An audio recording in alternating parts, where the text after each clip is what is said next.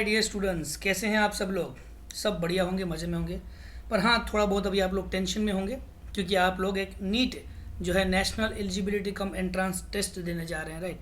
NEET 2023 के आप बहुत बड़े एस्पायरेंट बनने वाले हैं भाई, जहाँ पर 18 से 19 लाख बच्चे हर साल, कितने, 18 से 19 लाख बच्चे इस एग्ज़ाम को देखते हैं और उसमें से अप्रोक्सीमेटली 75,000 के आसपास जो है मेडिकल सीट्स पे बच्चे चुने जाते हैं, यानी कि एमबीबीएस, राइट। सभी बच्चों का ड्रीम होता है कि हम डॉक्टर बनेंगे। कुछ बच्चे जेडब्ल्यू दे के इंजीनियरिंग की ओर जाते हैं, तो कुछ बच्चे नीट अप्लाई करते हैं, राइट। कुछ बच्चे 12th के बोर्ड के साथ जो नीट देते हैं, उसके अलावा कुछ ऐसे भी बच्चे होते हैं जो री नीट के लिए अप्लाई होते हैं। मतलब कि इस साल हम सिर्फ बोर्ड पढ़ेंगे, अगले साल 1 साल का ड्रॉप रखेंगे, उसके बाद हम नीट को देंगे, राइट। अब देखो, अभी जो आ रहा है नीट 2023, राइट, एनटीए जो है नेशनल टेस्टिंग एजेंसी भाई, उसने डेट को डिक्लेयर कर दिया है 7 मई 2023। और अगर हम गिनेंगे ना आज से, तो भाई 70 दिन है। कितने प्लानिंग में है आपके पास? केवल 70 दिन। भाई 70 दिन का मतलब क्या होता है? 30 और 30 60 हो गए, मतलब 2 मंथ तो हो ही गए ना भाई। 2 मंथ हो गए और ऊपर से 10 दिन और मिलेंगे भाई। कैसे प्लानिंग करेंगे, क्या करेंगे, तो उस सभी के बारे में थोड़ा सा डिस्कशन हम करेंगे यहाँ पर। Welcome my dear students to mysterious biology. चलिए शुरू करेंगे इसमें, राइट। किस प्रकार से शुरू करेंगे, राइट। क्या प्लानिंग है, किस तरीके से जाएंगे आगे, एवरीथिंग, राइट। देखिए, ड्रीम की बात करेंगे, राइट।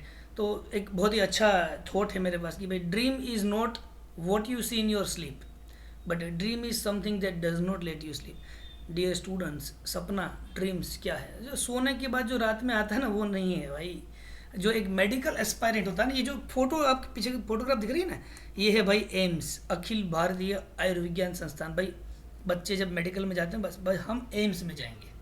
कहाँ जाएंगे? एम्स। आप सभी को पता होगा कि भाई एम्स जो है पहले अपनी खुद की एक मेडिकल एंट्रेंस एग्ज़ाम लेता था, है ना। और भाई एम्स में जाना है, उसकी एग्ज़ाम टफ होती है, क्या है। पर अभी क्या हो गया भाई, एम्स की करीबन 2000 के आसपास जो भी सीटें हैं मेडिकल सीट एमबीबीएस की, एम्स की, राइट, ये सारी की सारी नीट के थ्रू भरी जा रही है भाई। किसके थ्रू भरी जा रही है? नीट के थ्रू भरी जा रही है। तो किस प्रकार से आप वहाँ जाएंगे एम्स में, उसके बारे में डिस्कस करें। थोड़ा सा हम ईजी करने की कोशिश कर रहे हैं, ठीक है। तो एक ड्रीम होता है भाई कि हम डॉक्टर बनेंगे, वाइट कोट पहनेंगे भाई, आह क्या लगेंगे भाई, वाइट कोट में, right, stethoscope, right. One day you want to convert your earphone into the stethoscope. ये बहुत ही बड़ी बात होती है बच्चों, राइट। किस प्रकार से करना है उसके बारे में डिस्कस होने के लिए यहाँ पर मौजूद हैं, हम लोग आए हुए हैं, ठीक है। तो पहले तो हम ये बात करते हुए हमारा एजेंडा क्या है, ठीक है, क्या क्या हम डिस्कस करेंगे। तो सबसे पहली बात जो मैं आपके साथ शेयर करूँगा वो है what to keep in mind. भाई आप नीट एस्पायरेंट है, 2023 नीट के बारे में प्रिपरेशन कर रहे हैं, क्या क्या ध्यान में रखेंगे, दिमाग में क्या रखना है आपको, कौन सी स्ट्रेटजीज आप नीट 2023 के लिए भाई फॉलो करेंगे वो। उसके बाद में आपको कुछ इंपॉर्टेंट बुक्स जो लास्ट मोमेंट पे चाहिए वो दूंगा। नहीं भाई, मगब की बात नहीं कर रहा हूँ, रट्टा नहीं मारना है, राइट। मगब नहीं, रट्टा बट्टा कुछ नहीं मारेंगे, समझेंगे कॉन्सेप्ट कैसे करेंगे, उसके बारे में बात करेंगे। और सीधी सी बात है भाई, लास्ट ईयर 2022 कुछ बच्चे यहाँ पर ऐसे भी होंगे जो नीट 2022 को दिए थे, सिलेक्शन नहीं हुआ, अब वो 2023 में वापस अटेम्प्ट करेंगे। वो बच्चे तो सीखे ही हैं, बाकी जो बच्चे नहीं सीखेंगे उनको भी हम कुछ पॉइंट्स बताएंगे कि आपको भाई किस प्रकार के पॉइंट्स हैं जो नीट 2022 से अपने दिमाग में डालने हैं। That means points to be keep in minds from the NEET 2022।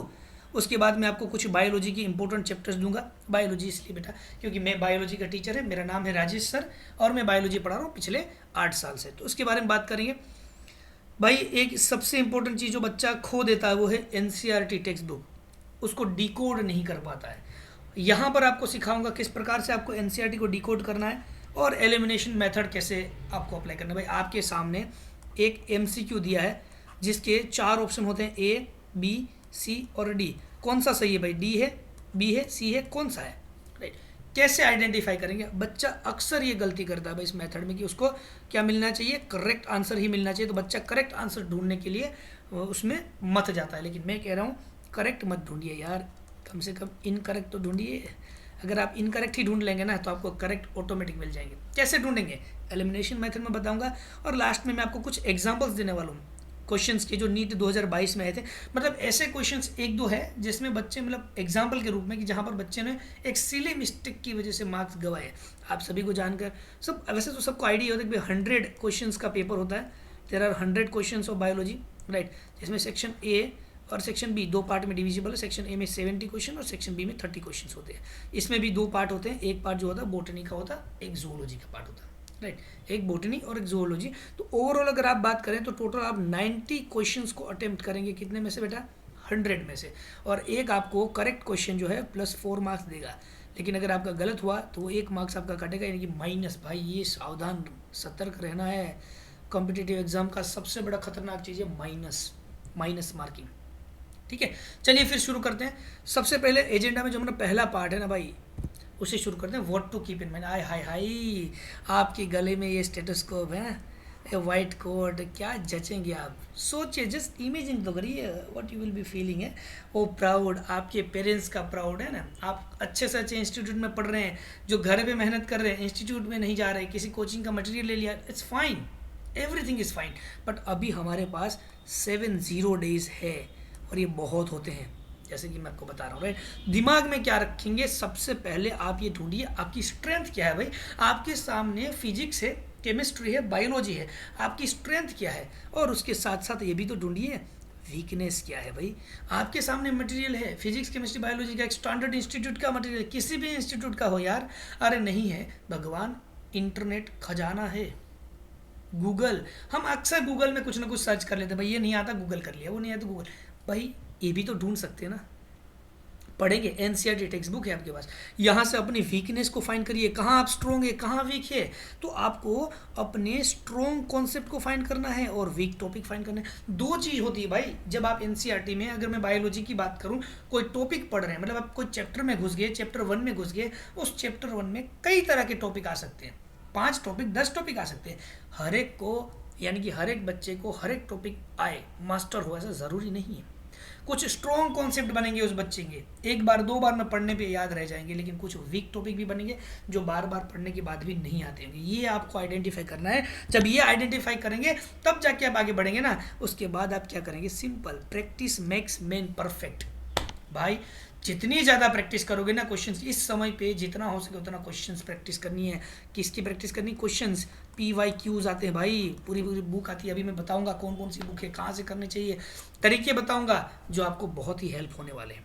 ठीक है, टेस्ट योरसेल्फ। भाई ये तो हम करते ही हैं, क्या करना है, कुछ नहीं करना है भाई। एक क्वेश्चन पेपर लेना है, जो आप चैप्टर वाइज भी ले सकते हैं, चैप्टर वाइज भी क्वेश्चन पेपर ले सकते हैं और होल भी ले सकते हैं। आपको पता है भाई नीट का जो सिलेबस होता है क्या होता है, राइट। इन्हेंस्ड फेमिलियरिटी होती है आपको पड़ेगी उस सिलेबस के साथ, क्योंकि क्वेश्चन पेपर जो आने वाला है ना भाई आपका नीट का, वो यहाँ पर आएगा 11th + 12th दोनों के सिलेबस से आएगा।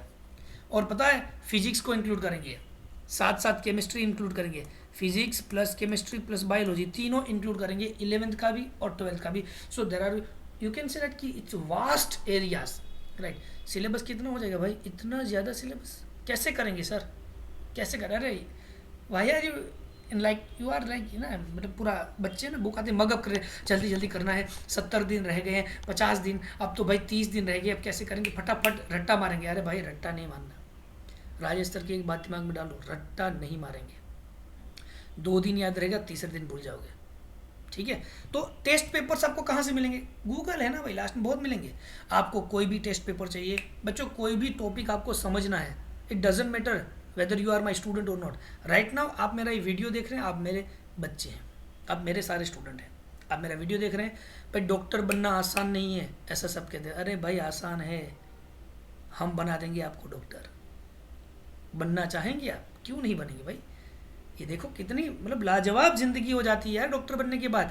गले में स्टेथोस्कोप, वाइट कोट के साथ आप एंटर थे, excuse me sir, sir sir ये करके बुलाएंगे। अरे राजेश सर यहाँ पर है, क्यों टेंशन ले रहे हैं। और अगर अभी तक आपने मेरा यूट्यूब चैनल मिस्टीरियस बायोलॉजी को सब्सक्राइब नहीं किया है तो भाई यहाँ ऊपर लिखा आ रहा है यूट्यूब का आईडी पूरा, मिस्टीरियस बायोलॉजी 931, मेरा टेलीग्राम आईडी भी लिखा है और यहाँ पर इंस्टाग्राम आईडी भी है। आप इसको सिर्फ सब्सक्राइब कर दीजिए। बच्चों आपको कोई भी टॉपिक सीखना हो ना, मुझे आप इंस्टाग्राम पे आके सीधा DM करिए कि सर ये टॉपिक जो है ना बायोलॉजी का मुझे समझ नहीं आता, मैं उसका वीडियो बना के आपको भेजूँगा। फीस क्या लूँगा, फीस सिंपल, आपका मेडिकल एडमिशन, ये मेरी फ़ीस रहेगी। आपका ड्रीम कंप्लीट होगा ना, वही तो और क्या चाहिए भाई हमें। चलिए आगे बढ़ते हैं। इन सारी चीज़ों में आपको जो काम करना है वो है आपका समय पालन। यार टाइम मैनेजमेंट जो है ना वो सबसे इंपॉर्टेंट चीज़ होती है। अगर आप टाइम मैनेजमेंट नहीं कर पाएंगे बच्चों तो क्या होगा, कुछ नहीं होगा। देखो बच्चों, स्किप नहीं करना, वीडियो को अच्छे से देखिएगा, समझिएगा। डॉक्टर बनना हार्ड नहीं है, ठीक है। अच्छे से समझेंगे क्यों नहीं बन पाएंगे। एक तो चीज़ यहाँ रही आपको जो है वो है टाइम मैनेज करना। सबके पास टाइम में, सबके पास 24 घंटे होते हैं भाई। मेरे पास भी 24 आवर्स ही है, आपके पास भी 24 आवर्स है। दो बच्चे मेडिकल की प्रिपरेशन कर रहे हैं, दोनों के पास 24 घंटे हैं। एक का सिलेक्शन होता है, एक का नहीं होता। ऐसा क्यों भाई? टाइम तो सबके पास से सेम ही है। अरे टाइम सेम है, सिलेबस सेम है, कॉन्सेप्ट सेम है, पेपर भी सेम है, लेकिन क्यों एक का होता है सिलेक्शन, एक का नहीं होता? एक सिंपल आंसर है इसका कि भाई डेडिकेशन। यहाँ जो चीज़ चाहिए ना मुझे, वो आपका डेडिकेशन चाहिए बेटा। और मुझे पता है, भरोसा है, आप वो ज़रूर देंगे। तो एक टाइम मैनेजमेंट करिए। और यहाँ जो बच्चे अभी का कोरोना गया ना, कोरोना में क्या बच्चे डिस्ट्रैक्ट हो गए बेटा। Avoid distraction. Mobile phone use कर रहे, गेम खेल ली, वीडियोस देख ली, और भाई 70 दिन है, थोड़ी देर इन चीज़ों को साइड में रख दीजिए। दोस्तों से बात कर, सब चीज़ों के बारे में बताऊंगा।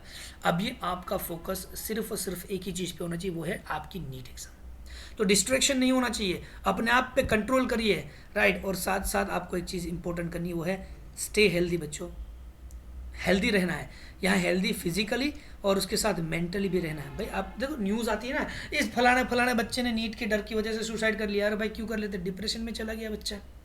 कैसे डिप्रेशन में चला गया है? मम्मी पापा कुछ और एक्सपेक्टेशन रख रहे हैं, टीचर कुछ और एक्सपेक्टेशन रख रहे हैं, बच्चा कुछ और आ रहा है। उस चक्कर में बच्चे का मेंटल हेल्थ गड़बड़ हो जाता है। भाई ऐसी एक्सपेक्टेशन में रिक्वेस्ट करूँगा पेरेंट्स से, उनके टीचर से ना करें।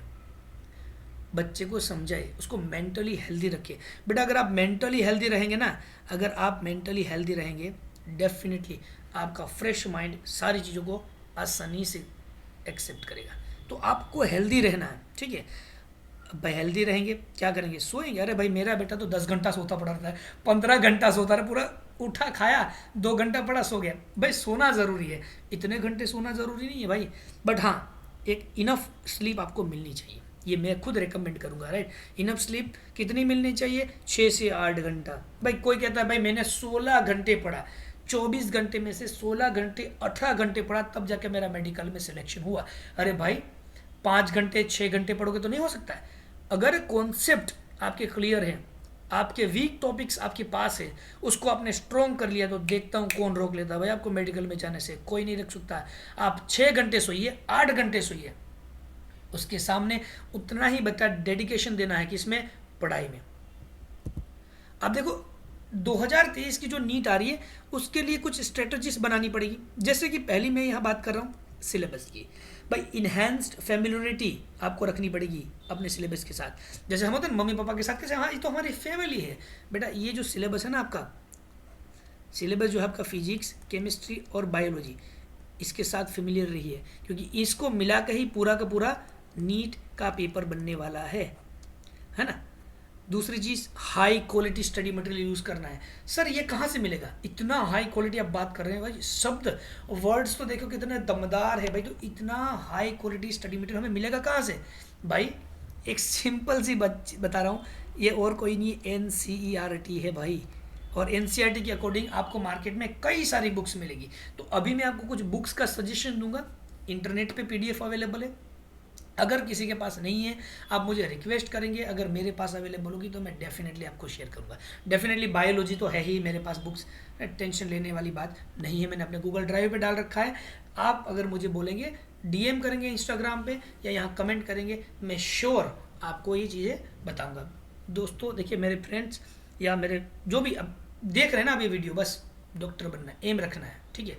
एम रखना है। अपने दोस्तों को भी शेयर करिए कि भाई नीट 2023 की प्लानिंग देखो, राजेश सर ने कितने अच्छे तरीके से समझाई है। तू भी एक बार देख, जोश जग जाना चाहिए यार। और दूसरी चीज़ बेटा, ये समय जो है ना, एक बार चला गया तो वापस आएगा नहीं आएगा भाई। समय के पास मतलब समय के पास इतना समय नहीं कि वो आपको वापस समय दे सके। समझिए बात को, समय पे निर्भर रही है, ठीक है। और दूसरा क्या, क्रिएट और realistic and customisable time table. बेटा आपको अपना खुद का टाइम टेबल बनाना पड़ेगा, प्लानिंग करनी पड़ेगी भाई। किस तरीके से सर प्लानिंग करेंगे? आप ऑन डिमांड रिक्वेस्ट में आपको टाइम टेबल बना के दे सकता हूँ, प्लानिंग बना के देखते हो। कुछ नहीं इस बेटा, ये सारी चीज़ जो आपको मिल रही है मेरे पास से एब्सोल्युटली फ्री मिल रही है। पता है क्यों? आपको यहाँ जाना है, अपना तीर, आपको क्या करना है, MBBS भाई, डॉक्टर बनना है, नीट क्लियर करनी है, डॉक्टर बनना है, सारा कुछ मैं आपको फ्री प्रोवाइड करूँगा। मटेरियल चाहिए, क्वेश्चंस चाहिए, प्रैक्टिस करनी है। कहाँ से करेंगे, क्या डीमोटिवेट नहीं होना। पूरे भारत के बच्चों को बोल रहा हूँ, अगर डीमोटिवेशन जैसा लगे, मन में कुछ भी संकोच हो, आप आइए राजेश सर के पास, बिंदास शेयर करिए। आई बात समझ में? आप डीएम करिए, आपको मेरा कॉन्टेक्ट डिटेल भी मिलेगा, कोई दिक्कत नहीं है, सब प्लानिंग से चलेंगे, ठीक है।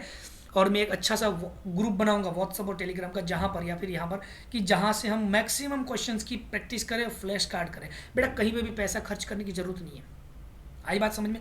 यहाँ वीडियो डालता रहूँगा, पढ़ते रहेंगे, आगे बढ़ते रहेंगे, ठीक है। And what you have to do, focus on your weaker area. जैसा भी थोड़ी देर पहले हम बात की, जिस एरिया जिस टॉपिक पे आप वीक है ना बेटा, उस टॉपिक को प्रिपेयर करिए, फोकस करिए, बार बार समझिए। एनसीईआरटी की लाइन बाय लाइन सीखनी है, ठीक है। और लास्ट में क्या करेंगे, चैप्टर 1 हो गया, टेस्ट योरसेल्फ, चैप्टर 2 हो गया, हर एक चैप्टर का टेस्ट करिए, फिर यूनिट का टेस्ट करिए, ओवरऑल टेस्ट करिए। अब भाई टेस्ट सीरीज, सर मार्केट में घूम रहे हैं, हमको टेस्ट सीरीज लेनी है, ये टेस्ट कितने की मिल रही है भाई? 100 रुपये, 200 रुपये, 500, सर कितने पैसे हैं?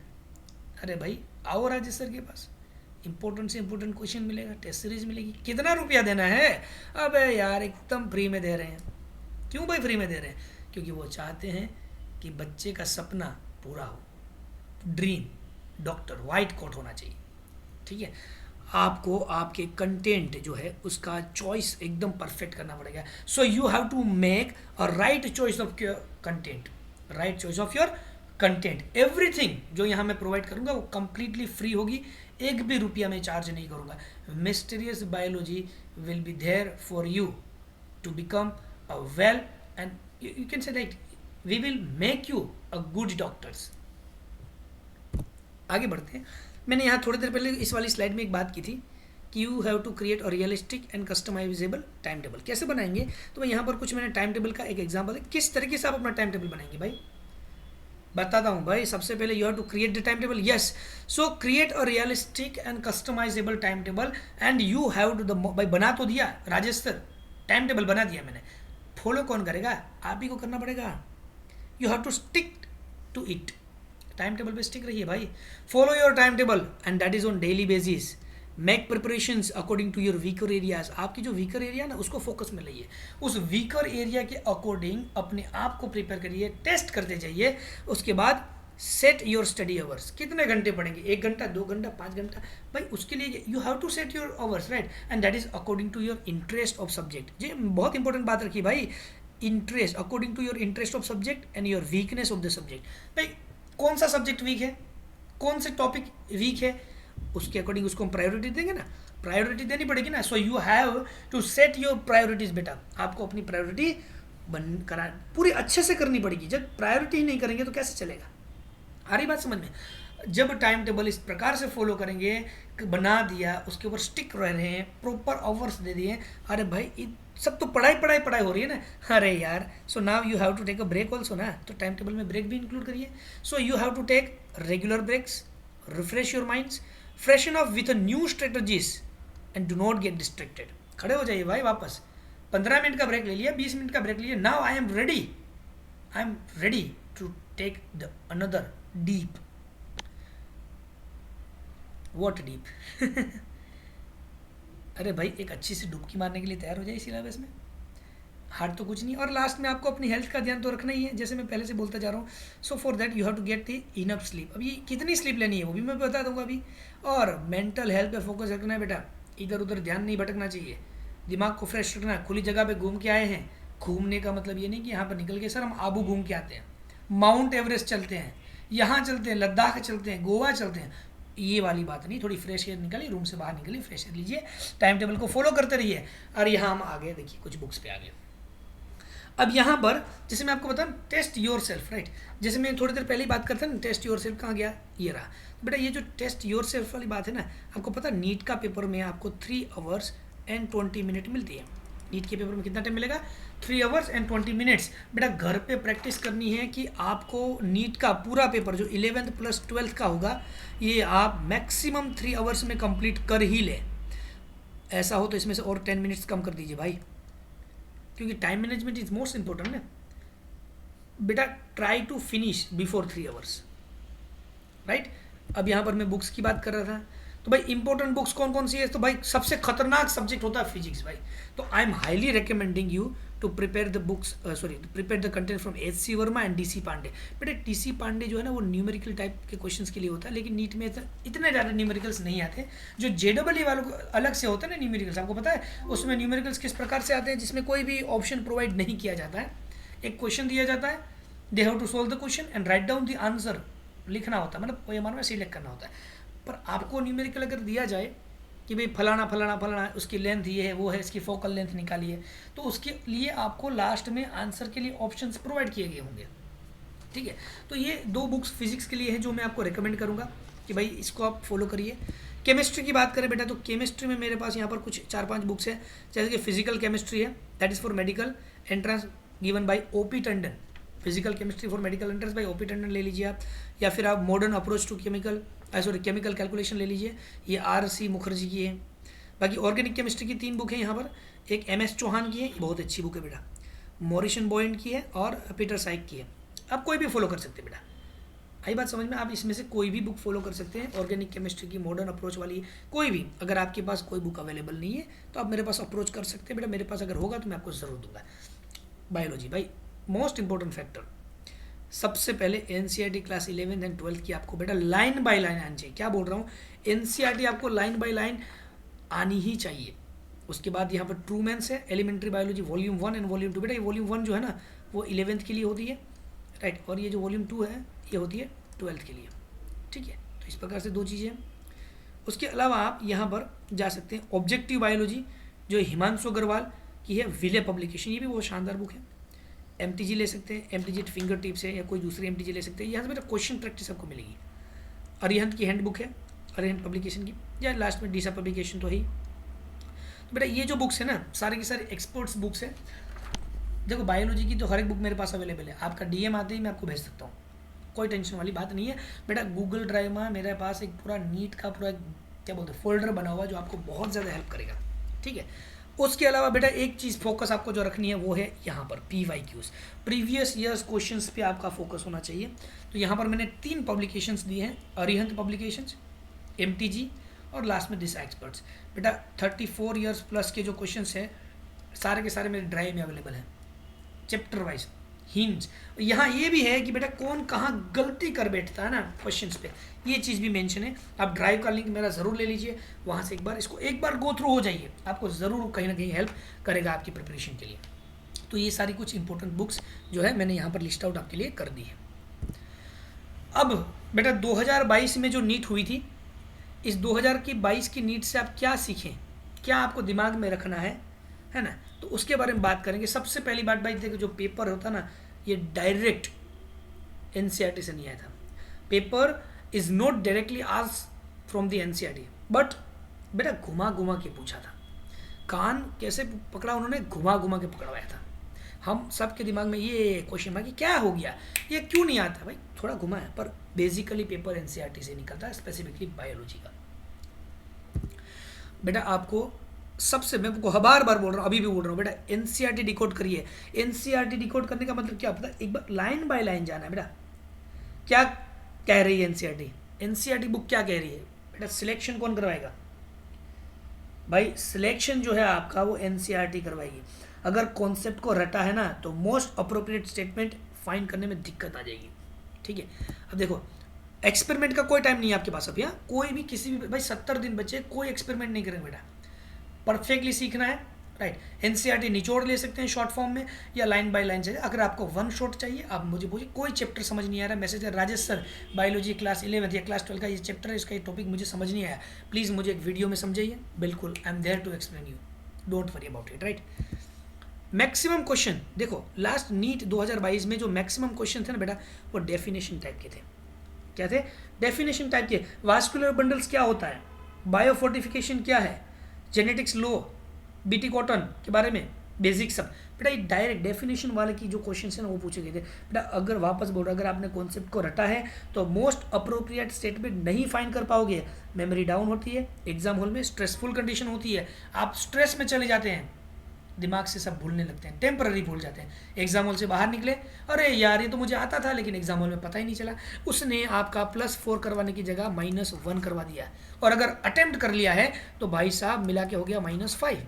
ये गलती नहीं करनी है बेटा। You have to take a sip of water, पानी पीजिए, टेक अ डीप ब्रीथ, अरे यार ठंडा दिमाग रखिए, डीप ब्रीथ लीजिए and then start with your paper. Do not complete the syllabus only, भाई मुझे सिलेबस खत्म करना है, भाई 11th 12th की सारे जल्दी जल्दी, कम ऑन यार जल्दी करेंगे, नहीं बेटा सिलेबस खत्म नहीं करना है, समझिए चीज़ों को, डिकोड करिए एनसीईआरटी लाइन बाय लाइन, में बार बार बोल रहा हूँ एनसीईआरटी आपको सिलेक्शन जरूर करवाएगी। यूज एलिमिनेशन मेथड, बेटा 4 ऑप्शन दिए हैं, ए बी सी और D, you have to find out the wrong one. क्यों मैं बोल रहा हूँ कि गलत ढूंढिए, सही मत ढूंढिए। होता ये है कि बच्चा जो है ना करेक्ट आंसर ढूंढने के चक्कर में मान लीजिए उसने बी टिक कर दिया, ये सही है, टिक कर दिया, ये है question number 5 for example, question number 5 उसने ले लिया और आंसर है बी, जोश जोश में टिक कर दिया, भाई वो बच्चा पहुंचा क्वेश्चन नंबर 20 पे, देन ही रियलाइज कि भाई क्वेश्चन 5 जो है क्वेश्चन बी के साथ थोड़ा सा कॉन्सेप्ट में लिंक है, और उस क्वेश्चन 20 की वजह से, क्वेश्चन नंबर 20 की वजह से उसको क्वेश्चन 5 का आंसर मिला जो कि था सी, करेक्ट। अब भाई बी तो टिक कर दिया, अब तो खत्म हो गया, क्या हो गया -5। तो भाई इसीलिए कह रहा हूँ एलिमिनेशन मेथड ये आपका जोश कम कर देगा, ठीक है।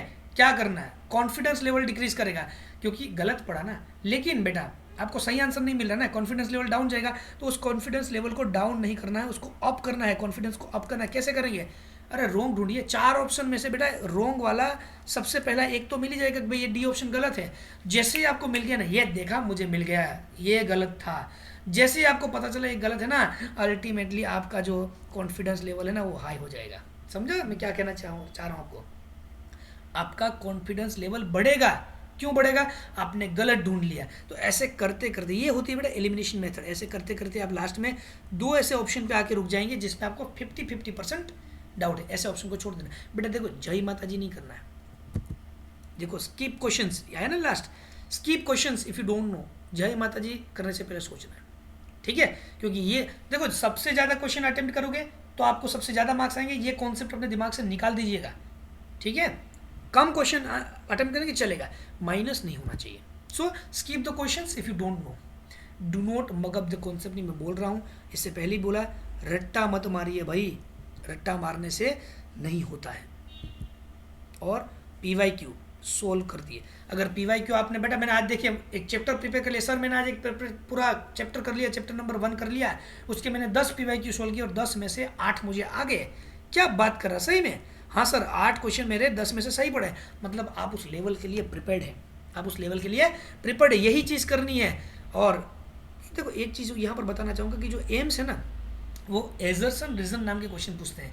जो CBSE का बच्चा है उसको AR रीजन से पता है, एजर्सन रीजन पता होता है, गुजरात बोर्ड के बच्चे को, ICSE बच्चे को इतना ज़्यादा आइडिया नहीं होता है। ये एम्स के क्वेश्चंस होते हैं। अब क्योंकि एम्स जो है वो नीट के बेस पे एडमिशन दे रहा है, तो बेटा नीट में AR टाइप के क्वेश्चंस आते हैं, ये समझना पड़ेगा कि AR टाइप के क्वेश्चंस आपको कैसे सोल्व करने हैं, फोकस करना है। PYQ में भी दिए हैं, AR क्वेश्चंस को भी प्रैक्टिस करना है, मुश्किल से 3 4 5 क्वेश्चन पूछ लेते हैं, तो उसकी प्रिपरेशन भी रखनी पड़ेगी। देखो यहाँ पर एक क्वेश्चन पूछा था नीट 2022 में, डायरेक्ट पूछा था बेटा, देखो क्वेश्चन भी बताऊंगा, आंसर भी बताऊंगा और सीधा कॉन्सेप्ट दूंगा। Breeding crops with higher level of vitamins, क्या कह रहा है, breeding crops with higher levels of vitamins and minerals, or you can say higher proteins and healthier fat is called dash। Definition based question है बेटा। अब यहाँ मुझे सच सच बताना कितने बच्चे हैं, एकदम सच, मैक्सिमम स्टूडेंट जो मेरे यहाँ पर थे लास्ट ईयर वो भी मुझे पता है बायो मैग्निफिकेशन टिक करके आए थे। आप में से भी काफ़ी सारे बच्चे बायो मैग्निफिकेशन टिक करके आएंगे। बेटा मैंने क्लासरूम में भी समझा है, इसका करेक्ट आंसर बायो फोर्टिफिकेशन आता है। देखो NCERT से लाइन बाय लाइन पूछा है, मैंने बोला था ना, ये रही आपके सामने भाई, ये है NCERT क्लास 12th, ये लीजिए क्लास 12th है, क्लास 12th की NCERT में से चैप्टर नंबर 9 स्ट्रेटजीज वाला जो चैप्टर था, उसके भाई साहब पेज नंबर 176 से एकदम कॉपी एंड पेस्ट किया। देखा क्या कह रहा है, चैप्टर 9 पेज नंबर 176 कि भाई बायो फोर्टिफिकेशन का मतलब होता है breeding crops with higher levels of vitamins and minerals or higher proteins and healthier fat is the most practice means to improve the public health, that is called biofortification। है ना, जो मैंने highlight किया, exact copy paste किया, भाई देख लो ये चीज़ direct यहाँ क्वेश्चन में उन्होंने 2022 में कॉपी पेस्ट कर दी, और ऑप्शन में देखो ऐसे ऑप्शन डाले कि सब में starting word bio bio bio कर दिया। अरे तेरी बायो तो आ रहा था पर तो चारों में बायो है, अब क्या करेंगे भाई। मैक्सिमम स्टूडेंट यहाँ पर ये वाला टिक करके आए हैं मैग्निफिकेशन, ये सीखने वाली बात थी ना। ये देखो 12th स्टैंडर्ड की बायो रखी है यहाँ पर मैंने। एक और क्वेश्चन ले रहा हूँ बेटा, देखो एक और क्वेश्चन है बोले भाई, एक चीज़ याद रखनी है कि एनसीईआरटी जो है ये एनटीए के दिमाग में फिट है। एनटीए के दिमाग में एनसीईआरटी फिट है, आपके दिमाग में फिट है तो नहीं है तो आपको भी फिट करनी पड़ेगी भाई। डेफिनेशन पूछी जा रही है, देखो इस क्वेश्चन में क्या पूछा, which one of the following statements can not be connected to predation. भाई प्रिडेशन के साथ कौन सा स्टेटमेंट कनेक्टेड नहीं है, समझ रहे हो, रॉन्ग स्टेटमेंट पूछ रहा है।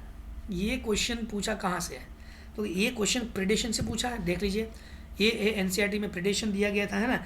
ये कहाँ आता है, अरे भाई सर हमको तो पता है ये चैप्टर नंबर 13 में पूछा गया था, बिल्कुल।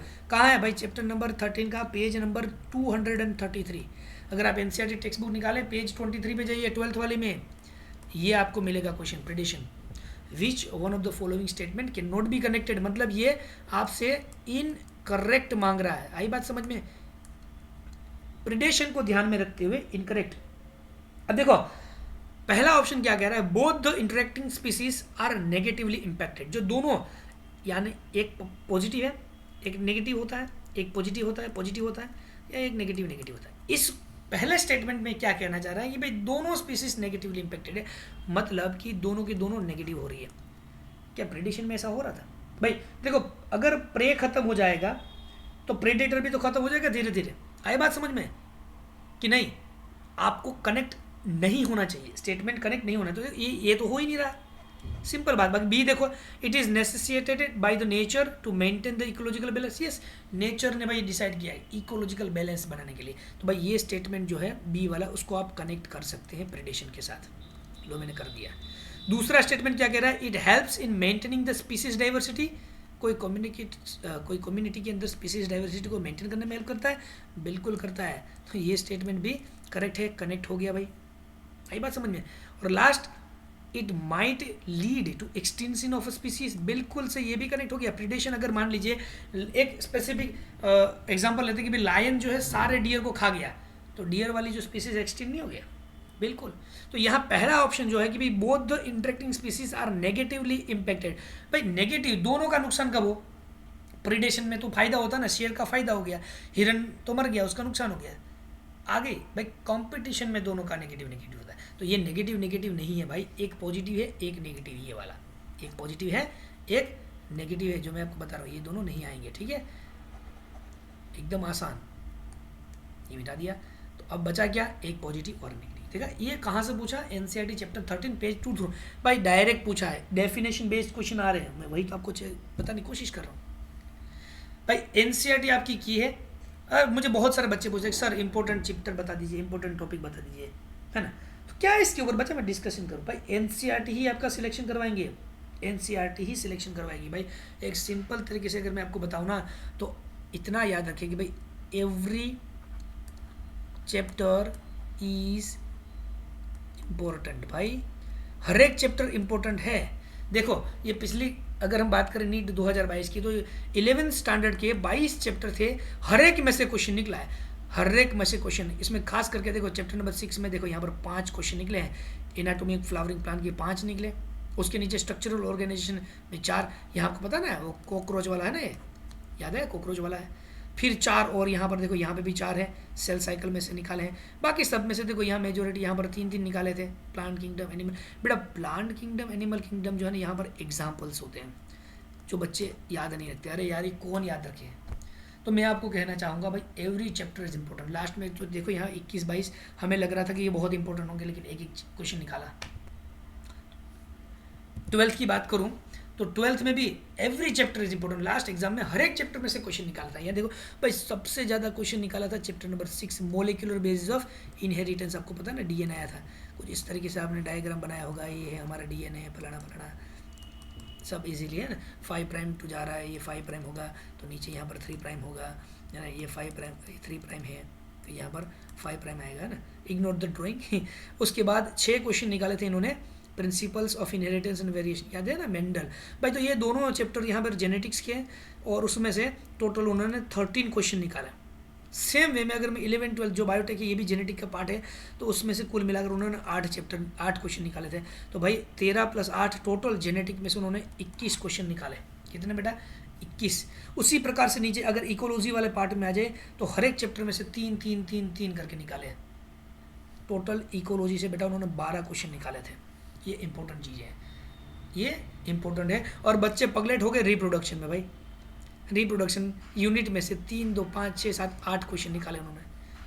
आई बात समझ में? कहाँ फोकस करेंगे? जेनेटिक्स, जहाँ पर 21 क्वेश्चन चैप्टर 5 6 11 12 से निकले। तो मैं वापस बोल रहा हूँ भाई, एवरी चैप्टर इज इंपॉर्टेंट और एनसीईआरटी ही आपका सिलेक्शन करवाएगी। तो एनसीईआरटी में आपका फोकस होना चाहिए बेटा। भाई यहाँ पर हम लास्ट में जाते जाते यहाँ पर आपको 8+8+8 का एक रूल बताता हूँ।